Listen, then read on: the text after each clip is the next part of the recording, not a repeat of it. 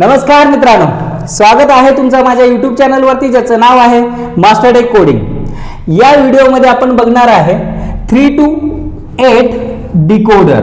3 to 8 decoder म्हणजेच काय हो की 3 इनपुट असणार आहेत आणि काय हो 8 हा तुमचे काय असणार आहे तो आउटपुट असणार आहे। मग आता सपोज फॉर एक्झाम्पल 3 इनपुट आपण काय घेऊया A B आणि C आणि काय हो 8 तुमचे काय असणार आहे तो आउटपुट असणार आहे D0 D1 D2 D3 D4 D5 D6 and D7 हे तुमचे काय येतो 8 आउटपुट असणार आहेत 3 to 8 डिकोडर। ओके, मग हा झाला तुमचा काय ब्लॉक डायग्राम। मग आता आपल्याला बघायचं ट्रूथ टेबल कशा पद्धतीने तयार होतो 3 to 8 चा।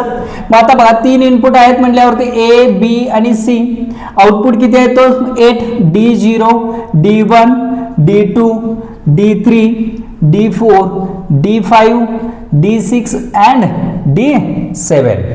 मग आता जर बघितला तर 3 इनपुट आहेत म्हटल्यावरती आपण किती कॉम्बिनेशन देऊ शकतो बायनरी चे 8 आपण कॉम्बिनेशन म्हणजे इनपुट देऊ शकतो। म्हणजेच काय 0 1 0 1 0 1 0 1 double 0 double 1 double 0 double 1 4 0 4 1। Okay, मग आता बघा हा पहिला बायनरी काय 0 0 0 आहे म्हटल्यावरती तो आउटपुट कशाला देणार आहे D0 ला देणार आहे। मग D0 1 असणार आहे, बाकी काय असणार आहे तुमचे 0 असणार आहे। नंतर काय 1 ओके D1 हा तुमचा काय असणार आहे 1 असणार आहे, बाकी काय 0। नंतर काय 0 1 0 म्हणजेच काय 2 असणार आहे। मग 2 म्हणजेच काय D2 ऑन असणार आहे, बाकी काय असणार आहे तुमचं 0 असणार आहे। ओके, नंतर काय 3 D3 ओके, नंतर काय 4 आहे D4, नंतर काय 5 ओके, नंतर काय D6 आणि नंतर लास्टला काय D7।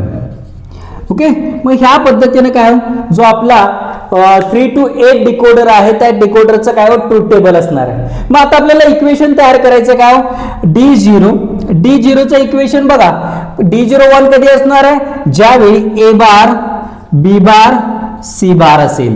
नंतर काय D1 कधी आहे बघा A bar B bar C। नंतर काय D2 काय 1 कधी आहे ज्यावेळी A बार B C बार असेल। नंतर काय D3, मग आता D3 कधी 1 आहे ज्यावेळी A बार B C। नंतर काय D4, मग आता D4 कधी 1 आहे ज्यावेळी A B bar and C bar. Okay, आता नेक्स्ट काय D5, मग आता D5 काय असणार आहे कधी असणार आहे A B बार C। नंतर काय D6 काय असणार आहे A B C bar and D7 काय असणार आहे तुमचा A B आणि C। मग ह्या पद्धतीने काय इक्वेशन्स तयार केलेलं आहे। मग आता आपल्याला काय करायचं सर्किट डायग्राम क्रिएट करायचं। सपोज फॉर एक्झाम्पल हा A आहे, A ला जर सपोज तुम्ही नॉट गेट कनेक्ट केला तर हा झाला तुमचा काय A बार। नंतर काय B आहे, B ला जर सपोज नॉट गेट कनेक्ट केला तर हा तुमचा झाला B बार आणि हा काय तुमचा C आहे आणि C ला ज्यावेळी आपण नॉट गेट कनेक्ट करतो त्यावेळी हा झाला तुमचा C बार। मग आता बघा पहिल्यांदा D0 कधी आहे A बार B बार आणि C बार असेल त्यावेळी तुम्हाला काय भेटणार आहे D0 भेटणार आहे। मग D1 कधी भेटणार आहे A bar B bar okay A bar B बार आणि C असेल त्यावेळी तुम्हाला काय भेटणार आहे D1 भेटणार आहे। नंतर D2 कधी भेटणार आहे A बार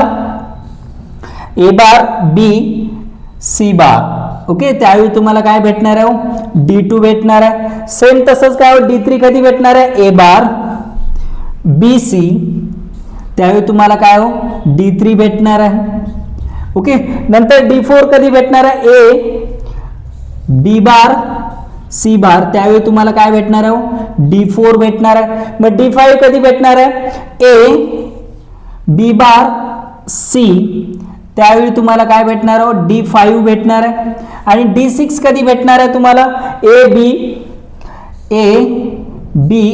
and C बार, त्यावेळी तुम्हाला काय भेटणार आहे D6 भेटणार आहे।